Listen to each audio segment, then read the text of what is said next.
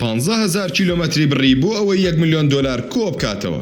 زۆرن ئەوانەی بیری چاکەخوازی لە مێشک و ناخیاندایە، بەڵام بەتەنیا بیرۆکەکە بەس نییە، بەڵکو جێبەجێکردنی بیرۆکەکە باشترین کارە. هاوڵاتیەکی بەریتانی چۆن توانی 1 ملیۆن دۆلار کۆ بکاتەوە بۆ پرۆژەیەکی خێرخوازی؟ ڕەنگە تۆ ئەم کارە بە شێتانە بزانی. 12 جوود کالەی لەو کارەیدا دڕاند، زیاتر لە 15,390 کیلۆمەتر بە ماراسۆن ڕای کردووە لە ژێر بەفر و باراندا، تەنیا بۆ مەبەست و ئامانجێ. ئەویش کۆکردنەوەی پارە بۆ کۆمەڵە خێرخوازیەکان. ئەمەی دەیبینن گاری ماکیە، تەمەنی 53 ساڵە، بەڵام بۆ ئەو مەبەستەی هەیەتی تەمەن تەنیا ژمارەیە. هەر ڕۆژێک لە خەو هەڵدەستا 42 کیلۆمەتری دەبڕی، بەبێ ئەوەی گوێ بداتە ئەوەی لەکوێ شەو دەخەوێت. لە کۆتاییدا و لەسەری ساڵی تازەدا ماراسۆنی 365 ئەنجامدا کە بۆ 1 ساڵی تەواو ڕۆژانە ڕای دەکرد بۆ کۆکردنەوەی پارە بۆ کۆمەڵە خێرخوازیەکان. بڕی زیاتر لە 1 ملیۆن پاوەنی بەریتانی کۆکردەوە بۆ کۆمەڵەی خێرخوازی ماکمێلان بۆ نەخۆشانی شێرپەنجە. گاری ماکی خاوەنی سەرکەوتنێکی بەرچاوە لە بواری وەرزشدا، وەک سەرکەوتن بەسەر چیاکانی گلیمانگارۆ،